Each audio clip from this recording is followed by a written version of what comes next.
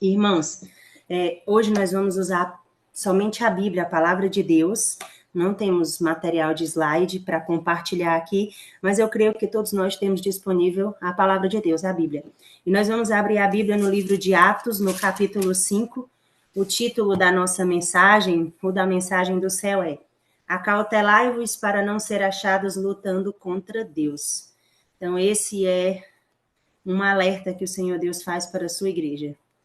Todos nós deveríamos ter o desejo de ser achado lutando com Deus e não contra Deus, porque se nós formos de fato achados lutando contra Deus nessa guerra santa, então nós escolhemos o pior lugar que nós poderíamos estar como servos de Deus. No livro de Atos, no capítulo 5, Atos dos Apóstolos, no Novo Testamento, Lucas, o evangelista, ele escreve esse documento histórico que nós temos acerca dos atos do Espírito Santo na vida dos apóstolos, né? Então, Atos dos Apóstolos poderia muito bem ser chamado de Atos do Espírito Santo. É a sala da consagração que tem o objetivo, né? O Pentecoste através de nós. Então, essa manhã nós vamos compreender, nós que almejamos tanto que o Pentecoste, de fato, ele nos encontre, que de fato nós recebamos a chuva serôdia, o derramamento do Espírito Santo. Nós precisamos saber o que a dimensão, nós precisamos compreender de fato a responsabilidade, era essa a palavra que eu estava procurando, a responsabilidade de carregar os atos do Espírito Santo na nossa vida, de fato receber este Pentecoste através de nós. Então, abram aí a Bíblia de vocês no capítulo 5 do livro de Atos dos Apóstolos, ou Atos do Espírito Santo, como nós já dissemos aqui, e vamos tomar a leitura. Eu vou fazer uma breve oração, mesmo como eu estou. Senhor, mais uma vez, Pai, eu te suplico, fala ao nosso coração. Pelo teu Espírito, Senhor Jesus, nos ensina em justiça. Em nome de Jesus. Amém. Aqui no capítulo 5, a partir do versículo 17, tem por título: Os apóstolos são perseguidos. E está escrito assim: Então, levantando-se o sumo sacerdote e todos os que estavam com ele, que eram os da seita dos saduceus, encheram-se de indignação.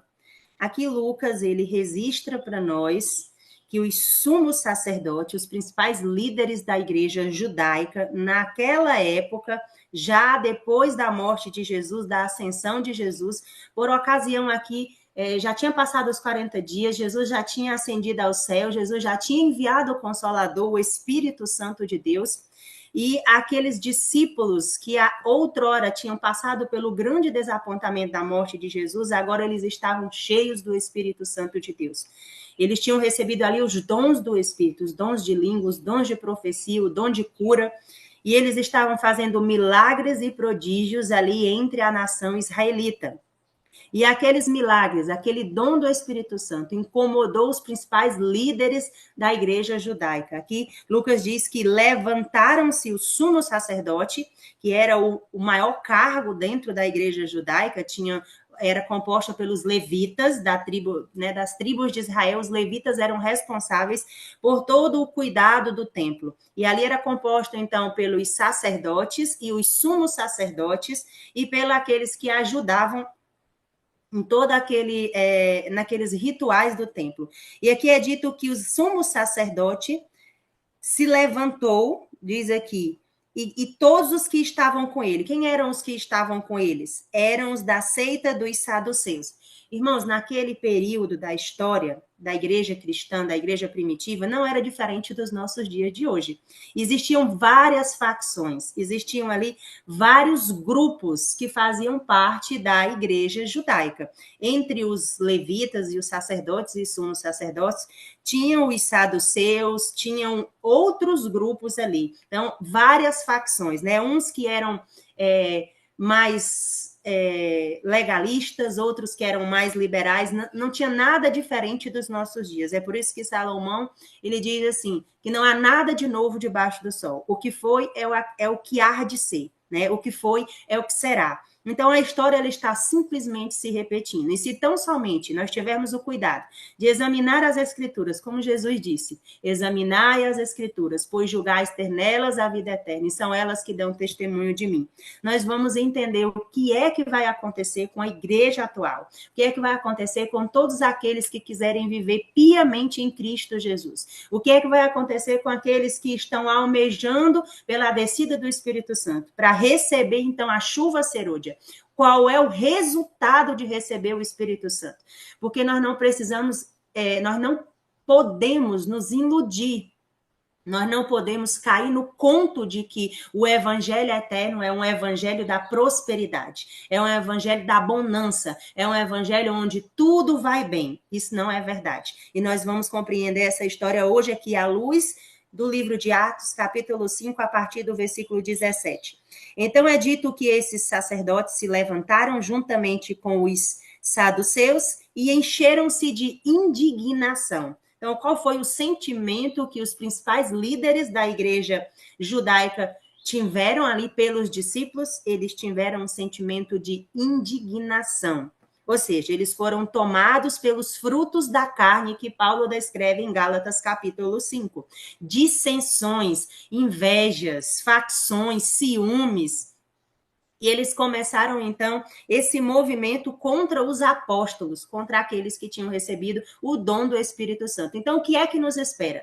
Se nós, de fato, desejamos receber o Espírito Santo de Deus, o que nos espera é exatamente esses frutos da carne que serão atirados contra nós. Invejas, dissensões, facções, e toda essa indignação por parte daqueles que rejeitam o dom do céu, que rejeitam Jesus Cristo. Porque, na verdade, os líderes, eles não estavam rejeitando os discípulos, eles estavam rejeitando o próprio Cristo. Jesus diz assim, quando vocês fizerem a um desses pequeninos, a mim vocês o fizeram. Então, quando os principais líderes, sacerdotes, eles rejeitaram os discípulos, ali demonstrava a rejeição deles para com o Filho de Deus, para com Jesus Cristo.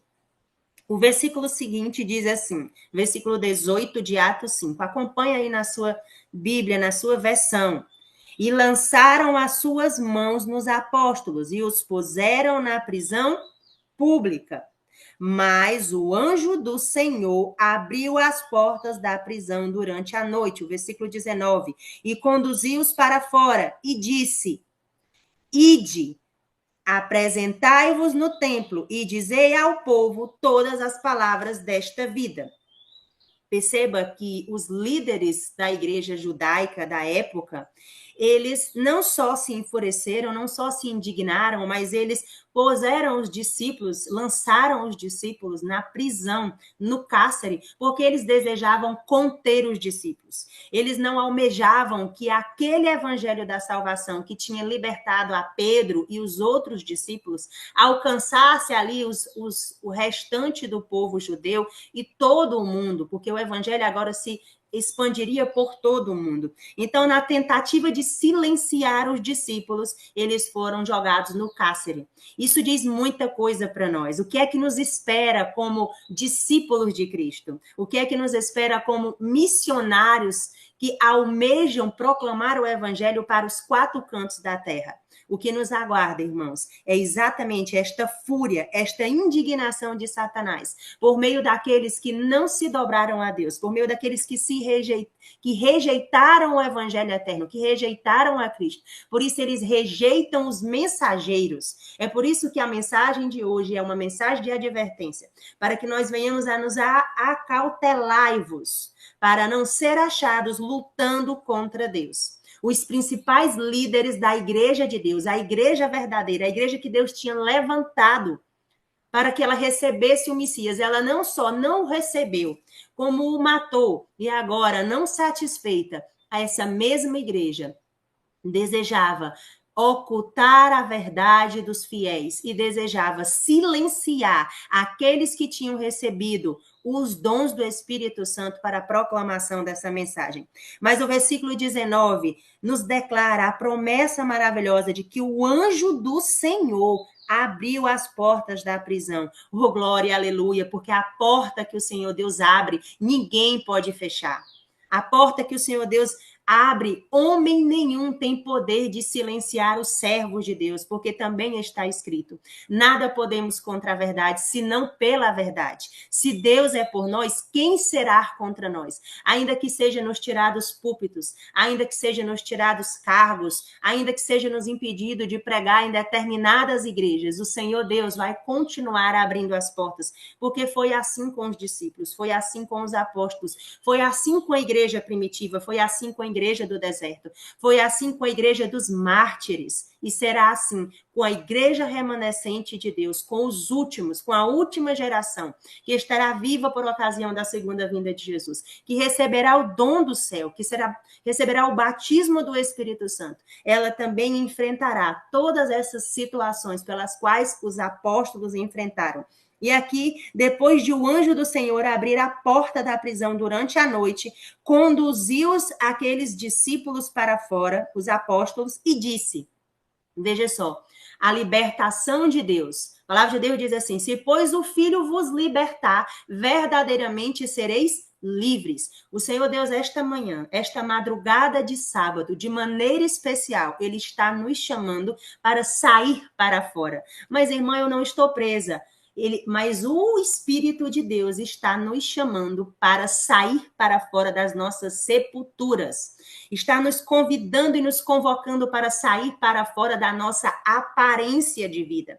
Porque nós sabemos que, como a última igreja, como a igreja de Deus, nós estamos no estado de Laodiceia, o estado descrito por João em Apocalipse capítulo 3. No versículo 1, João já diz assim: vocês têm cara que vive, mas vocês estão mortos. Então, Senhor, essa madrugada, Ele olha para a nossa condição, Ele olha para a nossa aparente vida, mas que na realidade nós estamos mortos em nossos delitos. Nós estamos mortos espiritualmente porque nós não temos poderes. De fato, nossa sombra ainda não cura como a sombra de Pedro. De fato, nós não podemos ainda dizer para as pessoas: levanta-te e anda. Eu não tenho ouro nem prata, mas o que eu tenho eu te entrego. Levanta-te e anda. Nós ainda não temos este poder, porque o céu ainda não otorgou para nós, mas não porque o céu não quer entregar, mas porque nós não estamos ainda prontos para receber, porque nós ainda somos orgulhosos, porque nós ainda somos mesquinhos, porque nós ainda estamos muito vivos para o nosso ego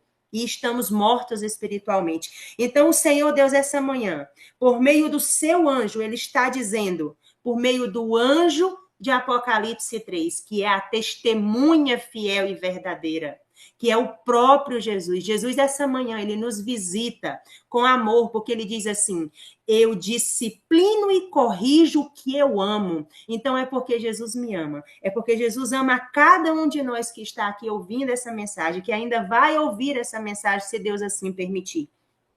Que Ele nos disciplina, que Ele nos corrige, para que nós possamos alcançar a estatura de homens e mulheres em Cristo Jesus.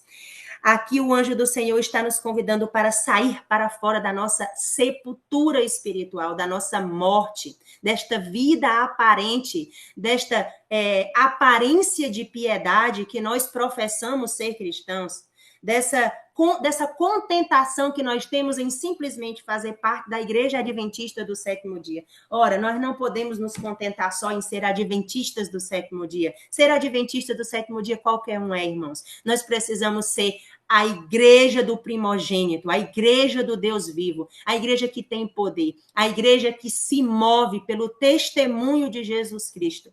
Que Deus possa colocar as palavras na minha boca, as palavras que Ele tem impressionado ao meu coração. Que Deus possa completar essa mensagem, porque eu de mim mesma não tenho condições de revelar aquilo que o Senhor Deus tem para nós como um povo. Nós estamos muito aquém das normas de justiça do Pai. Nós estamos contentes em simplesmente ter os nossos nomes registrados nos livros da igreja terrena. E aquele povo que será salvo por ocasião do levantar de Miguel, quando Miguel se levanta no santuário celestial. Está escrito em Daniel capítulo 12, no versículo 1. E naquele tempo será salvo o teu povo, todo aquele que for achado inscrito no livro da vida. ou seja, no livro do Cordeiro, na igreja dos primogênitos. Nós não podemos nos contentar simplesmente com ter os nossos nomes escritos nos livros da igreja. Nós não podemos nos contentar simplesmente em permanecer assumindo apenas cargos, com uma liturgia morta, uma letra morta, porque Paulo diz que a letra mata, mas o Espírito vivifica, e já chegou o tempo em que o Senhor está nos chamando, sai para fora, assim como ele disse para Lázaro, sai para fora, o Senhor também está nos chamando para sair para fora, para sair desse estado de mornidão espiritual, porque o Senhor Deus não quer nos vomitar, o Senhor Deus quer nos levantar, nos ressuscitar, soprar o Espírito dele em cada um de nós, para que nós possamos, em número de igreja reunida, igreja do Deus vivo, fazer obras maiores do que Cristo fez quando esteve aqui nessa terra. Que Deus tenha misericórdia de nós e que nós possamos almejar, desejar estar entre aqueles que vão ser perseguidos, que vão ser lançados nas prisões, mas que vão ser libertados pelo anjo do Senhor, que vai abrir as portas, principalmente as portas mentais que tem nos apreendido neste lugar de contentamento em que nós estamos. Esse anjo que tem aberto as portas da nossa consciência, porque a principal porta que precisa ser aberta é a porta do túmulo da nossa consciência. Nós precisamos ter as nossas consciências vivificadas pelo Espírito de Deus. Nós precisamos ter as nossas faculdades superiores, que Ellen White fala, a razão, a consciência e o juízo vivificados, e essa vivificação, ela é um dom do céu, nós não podemos atingir por nós mesmos, é um dom, é Deus quem realiza em nós o querer e o efetuar. O versículo 20 de Atos capítulo 5 diz assim: ide, apresentai-vos no templo e dizei ao povo todas as palavras desta vida. O Senhor Deus está nos chamando para um ministério da palavra, mas não é qualquer palavra, é a palavra do céu, é a palavra do Deus vivo. É que a nossa boca esteja cheia da palavra de Deus. Não é das nossas próprias palavras, porque não há vida nas nossas palavras. Porque não há nada em nós mesmos, em nossa vã filosofia, em nossos próprios sentimentos, que justifique o homem. Mas são as palavras de Deus, ditas pelos nossos lábios, que têm poder para ressuscitar os mortos. Porque a primeira ressurreição que precisa acontecer é a ressurreição do povo de Deus. Nós não podemos sair para pregar o evangelho, nós não podemos sair para distribuir livros se nós estamos mortos. Ora, os mortos não podem ressuscitar os outros mortos. É necessário que primeiro nós sejamos ressurgidos da água e do Espírito. É necessário que primeiro nós nasçamos de novo para que nós possamos, então, sair cheios do dom do céu, cheios do poder do Espírito de Deus, para que as pessoas vejam em nós a imagem de Cristo refletida em nós. Então, esses discípulos, esses apóstolos, eles foram libertados e eles foram ordenados a eles que se apresentassem no templo, na igreja, na sinagoga, e eles deveriam dizer ao povo as palavras da vida. Não eram as palavras de Pedro, não eram as palavras de João, eram as palavras da vida, as palavras que são um manancial a jorrar, porque aquele que beber dessa água nunca mais terá sede, e aquele que beber dessa água será como uma fonte, como um manancial a jorrar para a vida eterna. E é isso que Deus espera da sua igreja. Não é que nós nos levantemos para falar as nossas próprias opiniões, as nossas próprias ideias, o nosso próprio entendimento, mas para que nós venhamos a proclamar as palavras de justiça. O versículo 21 de Atos capítulo 5 declara que, ouvindo eles isto, entraram de manhã cedo na sinagoga ou no templo e ensinavam. Os discípulos ensinavam a sã doutrina. Eles ensinavam a fé genuína. Eles ensinavam aquilo que o Espírito de Deus tinha colocado em suas bocas. Porque nós não precisamos nos preocupar com o que nós vamos falar. Nós não precisamos preparar discursos. Nós não precisamos de PowerPoint, de slide. Nós não precisamos, irmãos. A única coisa que nós precisamos é ter a nossa mente selada com as palavras do céu. A única coisa que de fato nós necessitamos é receber o selamento de Deus em nossa fronte. E isso significa a convicção na verdade. Ellen White, na compilação Eventos Finais, se não me engano, no capítulo 12, ela diz assim, que o selamento não é algo que nós podemos ver ou pegar. O selamento é a convicção da verdade, de modo que não pode ser alterado, de modo que ninguém pode arrancar de mim. Nós estamos chegando no momento da história da Terra em que tudo será tirado de nós. Tudo. Tudo, menos a convicção da verdade selada em nossas consciências. Se nós recebermos de fato o selo de Deus, porque o selo de Deus é o sábado, mas o selamento de Deus é uma coisa que difere do sábado. O selamento de Deus é a convicção da verdade na nossa mente, de modo que ninguém pode tirar. Vão nos tirar a Bíblia.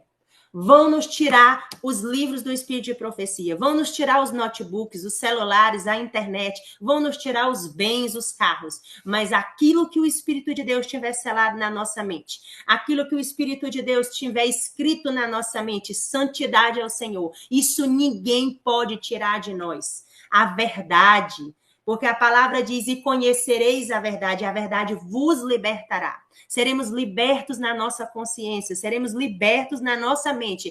E as portas do inferno não prevalecerão contra esta igreja. Que o Senhor Deus possa abrir a nossa mente essa manhã, que nós possamos compreender o que Ele quer nos ensinar, porque nós precisamos compreender que a igreja do Deus vivo não é a grande catedral, não são as várias instituições nacionais, não são paredes, não são blocos, não é um aglomerado de pessoas debaixo de uma tenda, não, a igreja de Deus é o povo que ama a Deus e que tem o testemunho de Jesus Cristo.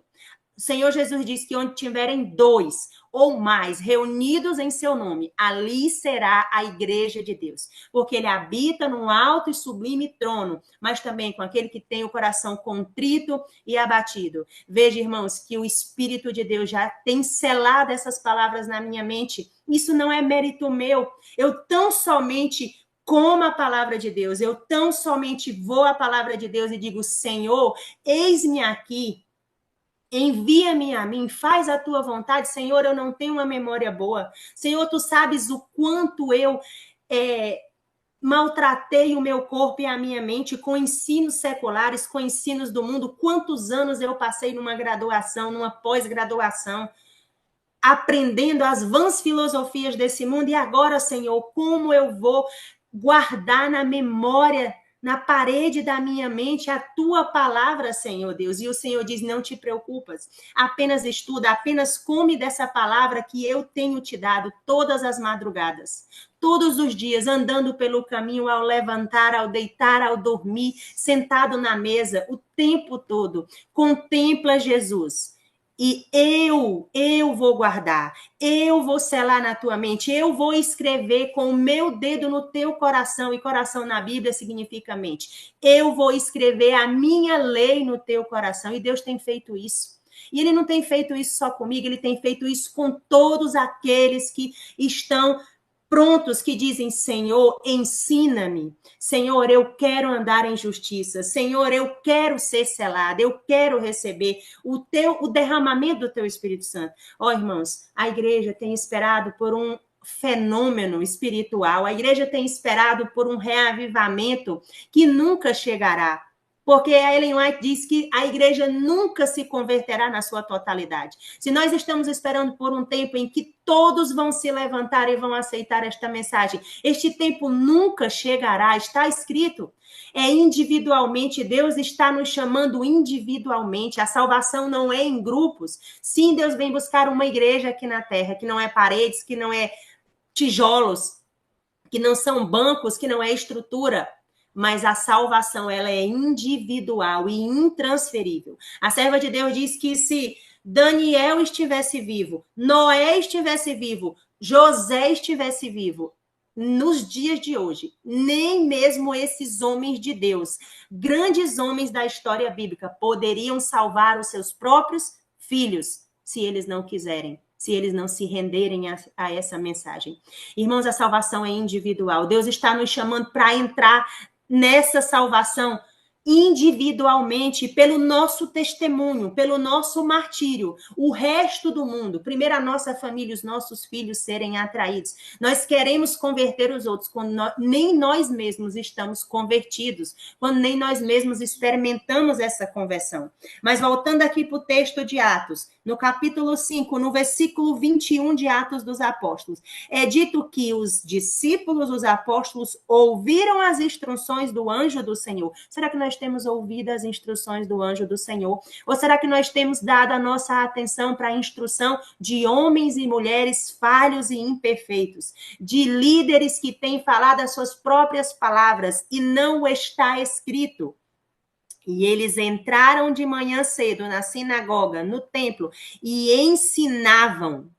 Mas o versículo 21 de Atos 5 continua dizendo que, vindo o sumo sacerdote, aquele mesmo sumo sacerdote, do versículo 17 de Atos 15, que tinha se indignado e tinha lançado aqueles discípulos na prisão, vindo o sumo sacerdote e os que estavam com ele, ou seja, o resto da liderança da igreja judaica daquele contexto, eles convocaram o conselho, ou seja, eles convocaram os líderes da igreja daquele momento e todo o senado, ou seja, é como se fosse toda a comissão da igreja local e os filhos de Israel, ou seja, toda a membrazia foi convocada e enviaram à prisão para buscar os apóstolos. Eles não sabiam que os apóstolos já estavam libertos. Eles não sabiam que os apóstolos já tinham tido as prisões, já tinham sido libertados pelo anjo do Senhor. E quando eles chegaram na prisão, o que foi que aconteceu?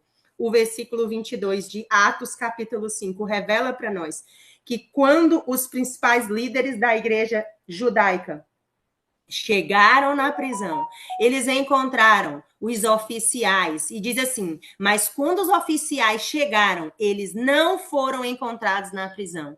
Aleluia! Porque o anticristo está chegando e nós não vamos ser encontrados em prisões mentais, porque o Filho do Homem tem nos libertado, e todo aquele que o Filho do Homem liberta verdadeiramente é livre. Nós temos que ter uma mentalidade liberta. O Espírito Santo já está sendo derramado, irmãos. A chuva serôdia já está caindo sobre o povo de Deus. A serva de Deus diz que a chuva cairá e alguns não compreenderão. Enquanto uns aqui estão a receber esta chuva, os outros não estão a entender o que está acontecendo, porque eles estão esperando por um grande evento. E o Espírito Santo vem silenciosamente, individualmente, ele vem para um grupo também, mas ele vem individualmente para aqueles que estão buscando, para aqueles que estão clamando. Então, quando os oficiais, os principais líderes e sacerdotes, toda a comissão da igreja chega na prisão, eles encontram, então, eles não encontram os discípulos na prisão. E aí ele diz assim, mas quando os oficiais chegaram e eles não foram encontrados na prisão, e retornando informaram, dizendo, no versículo 23 de Atos 5, encontramos verdadeiramente a prisão fechada, com toda a segurança, e os guardas de pé diante das portas, mas quando abrimos a prisão, não encontramos nenhum homem dentro. Aleluia! Porque não há portas, não há ferrolhos, não há prisões para aqueles que verdadeiramente foram libertados, para aqueles que foram selados, para aqueles que tiveram a lei de Deus escritas em suas mentes, para aqueles que tiveram escrito santidade ao Senhor. O homem não pode ver, irmãos, mas Deus está declarando sobre aqueles que estão se achegando ao trono de graça, santidade ao Senhor. Porque não somos nós que declaramos santidade, é Deus que declara justiça na nossa vida. É Ele que nos chama de justos. É Ele que nos diz, vai, os teus pecados estão perdoados, vai, não peques mais. E é nesta palavra que nós temos andado, porque nós não andamos pelo que nós vemos, mas nós andamos pela fé, e nós vivemos um dia de cada vez, porque também está escrito, basta a cada dia o seu próprio mal. E assim, nós vamos no processo de santificação, de graça em graça, um dia após o outro. E Deus tem nos declarado a sua justiça na nossa vida. E Deus tem nos declarado essa justiça. O versículo 23, após eles não encontrarem eles na prisão, eles dizem assim, o versículo 23, encontramos verdadeiramente a prisão fechada, com toda a segurança e os guardas de pé diante das portas. Mas quando abrimos, não encontramos nenhum homem dentro dela. O verso 24 diz: ora, quando o sumo sacerdote, o capitão do templo e os principais dos sacerdotes ouviram essas coisas, duvidaram deles e no que isto daria. E chegando um, anunciou-lhes dizendo: eis que os homens que colocaram na prisão estão no templo em pé, ensinando o povo. Qual lição nós vamos aprender com essa história? Nós não vamos temer o que vão fazer com o nosso corpo físico. Nós não vamos temer pela nossa reputação. Nós não vamos temer pelo nossos status, por perder cargos, por perder lugares, posições, porque os verdadeiros discípulos, os verdadeiros apóstolos do Senhor, que têm suas mentes, que têm suas consciências libertadas pelo poder do Espírito Santo, o único objetivo da vida deles é testemunhar. E testemunhar, essa palavra significa martírio. Se nós precisarmos morrer por essa mensagem, nós vamos morrer. Que importa o nossos status, que importa aquilo que nós representávamos para a sociedade, os cargos que nós tínhamos. O que realmente importa é ensinar o povo a sã doutrina, ensinar o povo a fé genuína. E os discípulos, os apóstolos de Atos capítulo 5, após serem lançados na prisão, após serem libertados por um anjo, agora eles estavam em pé nas sinagogas, fazendo aquilo para o qual eles tinham sido constrangidos, pregar a verdade, ainda que isso custasse suas próprias vidas. O versículo 25 diz assim, o 26 de Atos 5, então, foi o capitão com os oficiais e os trouxeram sem violência, porque eles temiam que o povo pudessem apedrejá-los. E quando os trouxeram, eles os colocaram diante do conselho, e o sumo sacerdote perguntou-lhes, dizendo: não vos ordenamos expressamente que não ensinasses nesse nome? Ora, os principais doutores da lei, os principais líderes da nação judaica, eles agora questionam os apóstolos. Eles dizem assim: ora, nós lançamos vocês na prisão. Não sei como vocês agora estão aqui libertos. E nós não dissemos que não era para vocês ensinarem no nome de Jesus? Ora, os discípulos estavam pregando Jesus Cristo, o ministério de Jesus Cristo, a vida de Jesus Cristo, a morte de Jesus Cristo, a ressurreição e a ascensão nos lugares celestiais. Eles estavam pregando o poder da cruz, o poder para nos libertar dos nossos pecados. Eles estavam ensinando o povo aquilo que eles tinham aprendido por experiência. Isso é outra lição que nós precisamos aprender essa manhã. Nós não podemos ensinar aos outros aquilo que nós não assimilamos por experiência. Se nós não andarmos com Jesus, se nós não passarmos pelo desapontamento com Jesus, se nós não carregarmos a cruz de Jesus, não teremos condições de ensinar a outros aquilo que nós não vivemos na nossa própria experiência, aquilo que nós não testemunhamos diariamente. A história da Bíblia precisa ser a minha história. A história da Bíblia precisa se repetir na minha vida. Eu preciso ser o próximo apóstolo, o próximo discípulo. Eu preciso ser aquele que vai verdadeiramente andar com Cristo. E andando com Cristo, como todos os grandes homens da Bíblia andaram, nós teremos condição de apresentar para o mundo que está sedento, que está procurando algo que não possui. Poderemos apresentar, então, o Filho de Deus, aquele que expia os nossos pecados, mas não somente que nos perdoa, mas aquele que nos dá poder para uma nova vida, que nos dá poder para andar em santidade, em retidão, que nos dá poder para não tropeçar. Essa era a mensagem que os discípulos pregavam, e esta mensagem incomodou os principais líderes da igreja judaica. E esta mensagem, novamente, na igreja moderna, incomodará os principais líderes, aqueles que não se renderam à verdade. Ellen White, no livro Mensagens Escolhidas, volume 3, esse livro aqui, ó, no capítulo 48, Tá aqui, ó. Se você tiver esse livro em casa, da editora CPB, você vai abrir no capítulo 48, na página 338 e 339. E a serva de Deus, ela diz assim: cada um dos antigos profetas falou menos para o seu próprio tempo do que para o nosso, de modo que suas profecias são de utilidade para nós hoje. Então a história vai se repetir. À frente, na página 339 desse mesmo livro, Mensagens Escolhidas, volume 3, no capítulo 48, ela diz assim: a Bíblia acumulou e juntou os seus tesouros para esta última geração. Que geração? A nossa, a última. Todos os grandes acontecimentos e solenes realizações da história do Antigo Testamento estão se repetindo na igreja nesses últimos dias. Então, meus irmãos, eu não poderia vir aqui nessa sala e falar só aquilo que agrada os nossos ouvidos. Falar só aquilo que entra nos nossos ouvidos como um bálsamo. Mas eu preciso falar a verdade porque eu sou responsável por essa verdade. Porque quando nós somos chamados a sair das prisões mentais, quando nós somos libertos pelo poder de Deus nas nossas consciências, quando nós somos chamados pelo anjo do Senhor, quando eles derrubam as prisões mentais, nós somos chamados a pregar, a testemunhar, a ensinar a sã doutrina. E eu não posso enganar vocês, irmãos. A graça, ela traz juntamente com ela o vitupério de Cristo. E se nós, de fato, queremos viver piamente em Cristo Jesus, fiquem certos de que nós padeceremos perseguições. E se nós não estamos padecendo perseguições, há algo de errado com o meu evangelho, há algo de errado com o nosso evangelho. Se nós somos aceitos por todos, amados por todos, então há algo de errado nesses ensinamentos.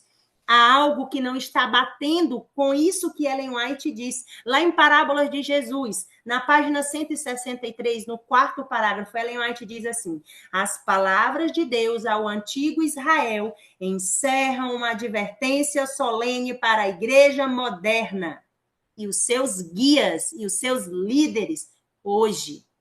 Nós não podemos olhar para a Bíblia como um livro que se cumpriu no passado. Ai, mas isso aqui foi lá naquela época. Não, isso não tem nos nossos dias. Ou então jogar ela para o futuro. Não, isso aqui é só no decreto dominical, isso aqui. Irmãos, nós estamos entendendo tudo errado. Nós estamos preocupados com o decreto dominical. Ora, o decreto dominical não virá enquanto não tiver uma igreja pronta. Enquanto não tiver um povo que verdadeiramente anseia o caráter de Cristo, mas não só que anseia, mas que reflete como um espelho a imagem de Deus. Porque foi para essa hora que nós fomos chamados, irmãos. Foi para isso que Jesus morreu na cruz, foi para isso que o dom do céu, Filho de Deus, desceu, tirou as suas trajes de rei e vestiu os trajes humanos. Foi para isso que Jesus assumiu a carne do pecado, como Paulo diz em Romanos, uma carne pecaminosa. Foi para isso que Jesus Cristo se tornou carne, como João diz no Evangelho, e o Verbo, e a palavra se fez carne e habitou entre nós, tabernaculou. Ele deixou o céu e ele assumiu uma carne à semelhança de carne do pecado, uma carne pecaminosa. Jesus tinha mesmo uma máquina de pecar, como eu tenho, uma carne como a minha. Ele tinha porque ele herdou da sua mãe, porque ele foi gerado no ventre de Maria. Embora gerado pelo Espírito Santo, ele recebeu as influências pré-natais de sua mãe, porque isso é a lei da biologia, a lei da natureza. Se Jesus não tivesse herdado as influências pré-natais de sua mãe, nem necessitaria ele ter nascido de ventre humano. Ele poderia simplesmente ter descido do céu e já ter vindo morrer por nós, mas ele precisava, o verbo, a palavra precisava encarnar. E ela precisava assumir a carne humana, porque ele precisava provar para o mundo, provar para Satanás, que numa carne igual à nossa, tendo uma máquina de pecar igual à nossa, e ter a natureza pecaminosa não é pecado, isso precisa ficar muito claro na nossa mente, porque pecado é a transgressão da lei. Jesus nunca transgrediu a lei. Jesus foi tentado em todas as coisas, mas nunca pecou. Porque lá no deserto da tentação não foi um teatro, não foi uma simulação. Jesus podia mesmo pecar, mas ele escolheu não pecar, porque pecar ou não pecar é uma escolha. O pecado é uma escolha e Jesus escolheu, mesmo tendo uma máquina de pecar, um corpo humano. O profeta Isaías diz: homem de dores, que sabe o que é padecer. Ele foi moído pelas nossas transgressões. Ele foi esmagado pelas nossas iniquidades. Ele tinha uma máquina de pecar, mas ele nunca colocou essa máquina em funcionamento. Para quê? Para que nós pudéssemos agora ser participantes da vitória de Cristo. Aleluia, porque agora em Cristo nós somos mais que vencedores. É isso que Cristo quer fazer na igreja dele. Cristo quer que a igreja dele reflita esse caráter, se apodere desse caráter. A serva de Deus diz que quando Cristo ver o caráter dele refletido na igreja, então ele virá para reclamá-los para ele. Irmãos, enquanto isso não acontecer, não tem decreto dominical. Não é os Estados Unidos que vai definir a data do decreto dominical. Não é o Papa que vai definir a data do decreto dominical. Esqueçam isso. Esqueçam isso. Parem de olhar para os eventos. Olhem para Cristo. Quando Cristo for levantado, a serpente do deserto, então o mundo todo será atraído para ele. Então nós cumpriremos a nossa missão de revelar a imagem de Cristo para o mundo e todas as pessoas poderão tomar as suas decisões. Então, o próprio Deus, que sabe o dia e a hora, ele dirá para os anjos que estão segurando os ventos: vocês já podem parar de segurar os ventos. Vocês já podem parar de reter os ventos, porque agora eu tenho uma igreja que verdadeiramente as portas do inferno não prevalecerá contra ela, porque agora eu tenho um povo santo, reto, um povo peculiar, um povo diferente, um povo que ama a Deus, um povo que guarda os mandamentos de Deus e tem o testemunho de Jesus Cristo. Mas Cristo ainda não pode dizer isso a respeito da igreja. Cristo ainda não vê essa igreja. Cristo está tendo dificuldade de reunir o remanescente, porque também está escrito: ainda que Israel seja como a areia do mar, ainda que a igreja adventista do sétimo dia seja como a areia do mar, só o remanescente será salvo. Não nos iludamos, irmãos, não nos enganemos a nós mesmos e achar que por estarmos batizados na igreja adventista, termos cargos, termos uma profissão de fé, termos anos de batismo, já temos levado almas para Cristo. Isso não é ser a igreja do Deus vivo. Isso é apenas fazer parte de números, é apenas ter o nosso nome escrito nos livros da igreja da terra. Mas nós precisamos almejar muito mais do que isso, nós precisamos almejar ter os nossos nomes escritos no livro dos céus, na igreja dos primogênitos, porque já tem irmãos na igreja do céu. Quando Jesus ressuscitou, ele levou ali um grupo, ele levou as primícias da terra, que ressuscitaram com ele. Jesus levou um grupo de salvos, e essa é a igreja dos primogênitos que está aguardando que a igreja do Deus vivo se manifeste, se levante. Então os apóstolos estavam ali pregando, eles não tinham medo. Eles tinham acabado de ser libertados da prisão. Eles não estavam se incomodando com o que ia acontecer com eles. Se eles iam ser lançados de novo no cárcere, que importa? E aqui no versículo 24 diz assim: ora, quando o sumo sacerdote e o capitão do templo e os principais do sacerdote ouviram essas coisas, duvidaram delas e no que isto daria. O versículo 25 de Atos 5 diz assim: e chegando anunciou-lhes dizendo: eis que os homens que colocaste na prisão estão no templo postos de pé ensinando o povo. Então foi o capitão com os oficiais e os trouxeram sem violência, porque temiam que o povo pudesse apedrejá-los. E quando os trouxeram, eles os colocaram diante do conselho. Nós seremos colocados diante da comissão da igreja nos dias atuais, irmãos. Não se escandalizem com o que eu estou dizendo. Examinem as escrituras, façam aquilo que Jesus mandou nós fazermos. Abram o está escrito e deixem que o próprio Deus esclareça as vossas consciências. Seremos colocados de novo, esta cena se repetirá nos nossos dias. Seremos colocados diante dos principais líderes e oficiais da igreja a qual nós tanto amamos. E será questionado de nós por que nós ensinamos essas coisas. Por que nós ensinamos essa doutrina para o povo? O sumo sacerdote questionou os discípulos e ele disse assim, lhe perguntando no versículo 28, Não vos ordenamos expressamente que não ensinais neste nome? Seremos proibidos de ensinar o poder de Cristo. O poder de Cristo não só para perdoar pecado, mas para nos livrar de permanecer pecando. Seremos proibidos, porque seremos chamados de dissidentes, seremos chamados de grupos separatistas, seremos chamados de povo peculiar, povo esquisito, seremos chamados de radicais. Irmãos, isso já está acontecendo. Acautelai-vos para não ser achados lutando contra Deus, porque se nós lutarmos contra esses homens e mulheres que Deus tem levantado, nós não estaremos lutando contra pessoas comuns, nós estaremos lutando contra o próprio Cristo. Porque quando fizeste a um destes pequeninos, a mim fizeste. E diz assim, o versículo 28, e eis que encheste Jerusalém com a vossa doutrina, aleluia, porque eu quero ouvir essas palavras, que eu tenho enchido Jerusalém, eu tenho enchido os ouvidos da membrazia comum, simples, com esta doutrina. Que doutrina, irmãos? Cristo morto, ressuscitado, assunto ao céu e nós assentados com ele nos lugares celestiais. Aleluia, meus irmãos. Por isso, eu quero encher os ouvidos do povo com essa doutrina. E eles dizem assim, eis que encheste Jerusalém com vossa doutrina e intentais lançar o sangue desse homem sobre nós. Ora, eles tinham matado Cristo e agora eles queriam ocultar o que eles tinham feito. O versículo 29 de Atos, capítulo 5, diz assim, então Pedro e os outros apóstolos responderam. Será que nós estamos prontos para responder o que Pedro respondeu? Lembre-se que Pedro foi aquele que outrora tinha negado Jesus, mas Pedro agora tinha experimentado uma conversão genuína. Pedro tinha se arrependido amargamente por ter negado Jesus. Pedro agora era outra criatura. Pedro agora tinha sido regenerado pelos atos do Espírito Santo na sua vida.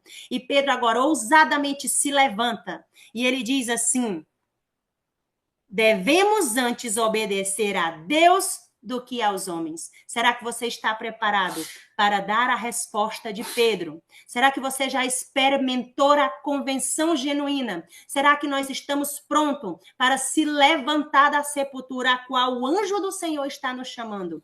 E será que nós estamos prontos para dizer, mais importa obedecer a Deus do que aos homens? Ou será que nós ainda temos medo por a nossa reputação? Ou será que nós ainda somos covardes? Irmãos, não há lugar no reino do céu para os covardes. Em Apocalipse é dito que os covardes ficarão para fora dos muros de Jerusalém. Porque no céu só tem lugar para os ousados, só tem lugar para os intrépidos, para aqueles que são ousados, que têm coragem, que não têm medo de perder as suas reputações, que não têm medo de perder os seus lugares de honra, que não têm medo de ser injuriados, que não têm medo de ser chamados de dissidentes, porque se nós lermos a história do grande conflito, nós vamos entender que todos aqueles que quiseram viver a mensagem, eles foram chamados de dissidentes. Amor, traga aqui para a mãe, por favor. Então, no versículo seguinte, no capítulo 5, no versículo 29, Pedro responde os principais líderes da igreja judaica. Ele diz, mais importa obedecer a Deus do que aos homens. Eu não vou te obedecer, você disse para mim não pregar, mas eu vou pregar, ainda que isso custe a minha vida, ainda que eu volte para o cárcere. Eu fui digno de passar o vitupério com Cristo, de carregar a cruz com Cristo. Jesus está nos chamando para carregar a cruz dele. Jesus nos está chamando não só para receber a graça e o apostolado, mas a obediência na fé, mas também o vitupério. Nós estamos sendo chamados para sofrer com Cristo. Esse evangelho de bonança não é o evangelho eterno. E o versículo seguinte, no versículo 30 de Atos, capítulo 5, diz assim, o Deus de nossos pais ressuscitou a Jesus, a qual vós matastes, pendurado no madeiro, e a este Deus exaltou com a sua destra, para ser príncipe e salvador, para dar arrependimento a Israel e perdão dos pecados. Essa era a mensagem que Pedro e os outros discípulos pregaram.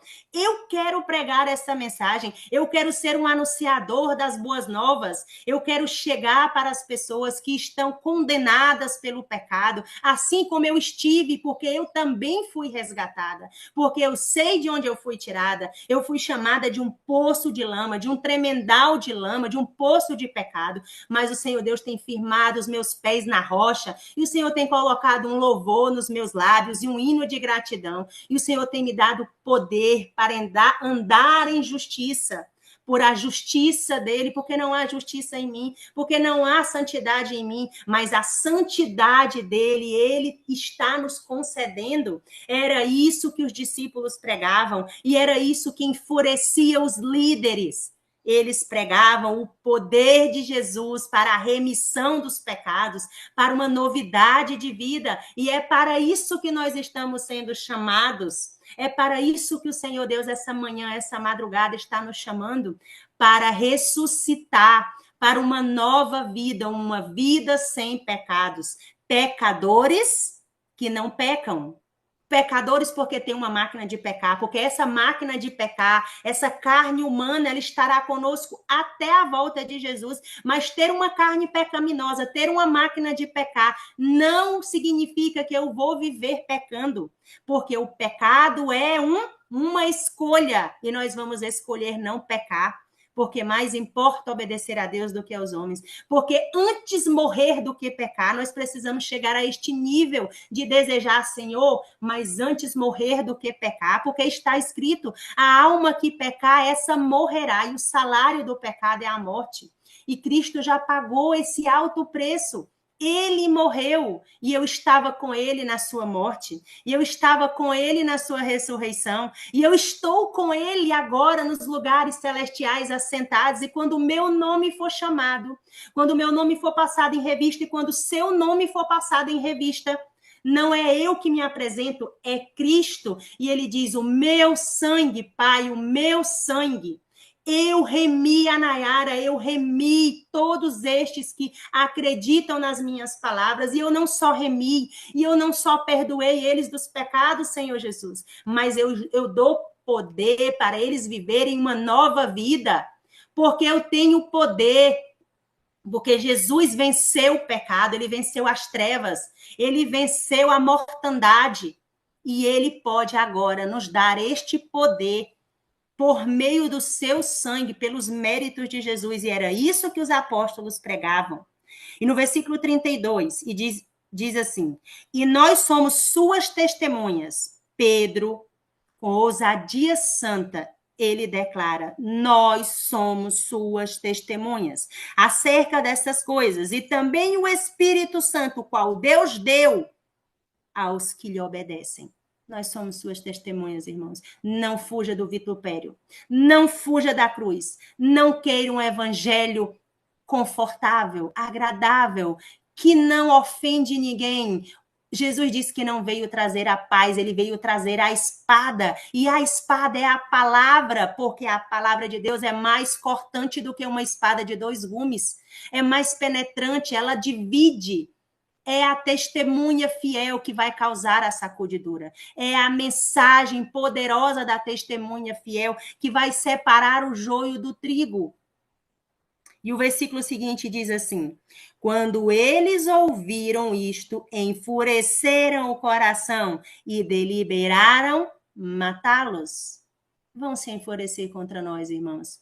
Vão deliberar a nossa morte, vão nos jogar nos cárceres, vão tirar todos os nossos bens, todo apoio humano nos será tirado, mas eles não poderão tirar o selamento de Deus, a lei de Deus escrita na nossa mente, na nossa consciência. A comissão da igreja, os líderes da igreja, eles deliberaram, eles se enfureceram e eles deliberaram matar os apóstolos. O versículo 34 diz assim, então, levantando-se no conselho, ou na comissão daquela igreja, um certo fariseu, por nome de Gamaliel, doutor da lei, respeitado por todo o povo, mandou que colocassem os apóstolos para fora por um momento e disse-lhes, olha só o que foi que este homem, chamado Gamaliel, fariseu, pertencente ali aos judeus, aos líderes. Ele pede que os discípulos saiam um pouco ali do templo, que eles fossem para fora. E ele diz assim: homens de Israel, líderes da nação judaica, principais sacerdotes e sumos sacerdotes. O Senhor Deus está falando esta manhã para os líderes de sua igreja, para aqueles a quem ele tem confiado o seu depósito, homens de Israel, acautelai-vos quanto ao que pretendeste fazer ao tocardes nestes homens. O Senhor Deus tem uma igreja na terra, que as portas do inferno não prevalecerão contra ela. Uma igreja que está escrita nas palmas da mão do Cordeiro de Deus. Não é uma igreja que tem seus nomes nos livros denominacionais. Não é uma igreja que ocupa cargos. É uma igreja que está escrita nas palmas das mãos do Cordeiro de Deus, do Príncipe Emanuel. Esta igreja, verdadeiramente, as portas do inferno não prevalecerão contra ela, porque esta igreja, Deus tem contado até os fios dos nossos cabelos. Deus tem nos chamado pelo nome. Esta igreja, a verdadeira menina dos olhos de Deus. Ninguém pode nada contra ela, porque nós não devemos temer aqueles que matam a carne, mas não podem matar o espírito. Ora, se nos matarem, nós vamos o quê? Nós vamos morrer em Cristo. E aquele que perder a sua vida, ganhá-la-á, é isso que está escrito, irmãos. Por que nós temos medo de morrer? É porque nós não temos ainda o selo do Deus vivo. É porque ainda nós não tivemos a nossa consciência libertada. Nós ainda estamos presos às coisas deste tempo. O versículo 36. Aquele homem, Gamaliel, continuou advertindo os líderes e ele disse assim: porque antes desses dias, antes dos apóstolos receberem o poder do Espírito Santo, levantou-se Teudás, dizendo ser alguém. E este se ajuntou em número de uns 400 homens. E quando foi morto, e todos os que lhe obedeceram foram dispersos e reduzidos a nada. Depois deste homem, levantou-se Judas da Galileia, nos dias do censo, e atraiu muitas pessoas após ele. E antes também pereceu. E todos os que lhe obedeceram foram dispersos. Agora, eu vos digo, Gamaliel estava repreendendo aqueles que queriam deter a obra do Espírito Santo, que queriam impedir que os discípulos avançassem ensinando a doutrina da vitória sobre o pecado. Agora Gamaliel diz assim no versículo 38 de Atos, capítulo 5. Abra a sua Bíblia. Confira se é isso mesmo que está escrito. Não acreditem no que eu estou dizendo. Examinem as escrituras. Está escrito no capítulo 5, no versículo 38. E agora eu vos digo, abstenham-se destes homens e deixai-os, porque se este conselho ou esta obra é de homens, isso vai acabar em nada. Irmãos, não se preocupem.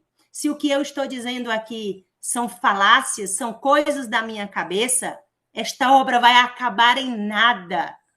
Porque nada podemos contra a verdade, senão pela verdade.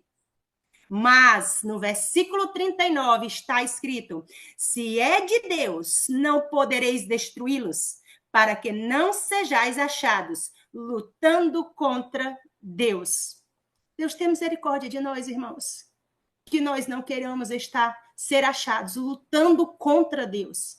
Que nós sejamos achados lutando com Deus, porque é isso que nós precisamos fazer.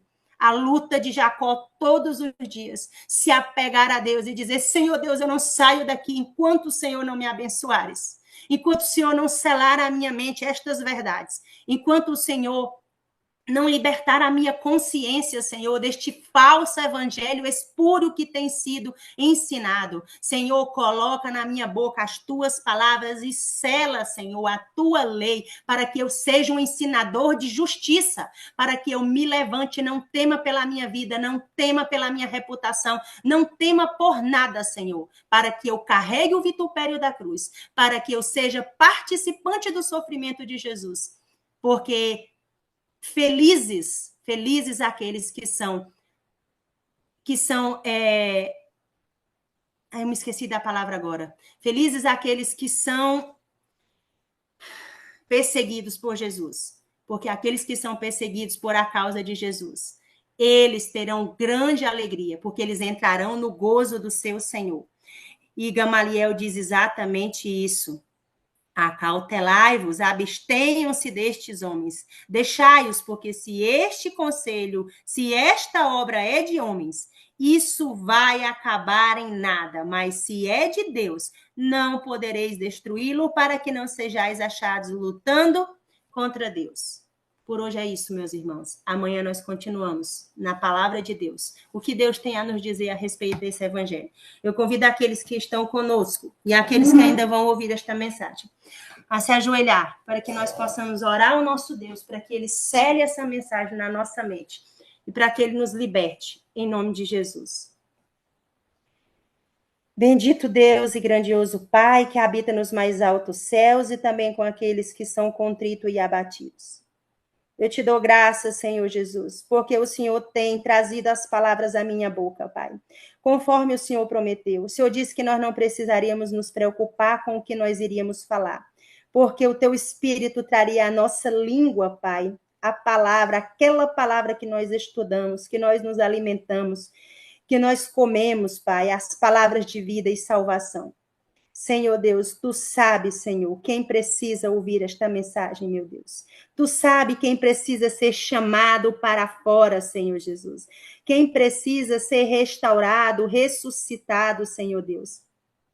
Quem precisa, Senhor Deus, ser reavivado pelo teu bom e santo Espírito, Pai. Eu preciso, Senhor Deus. Por isso eu te suplico, Senhor Deus.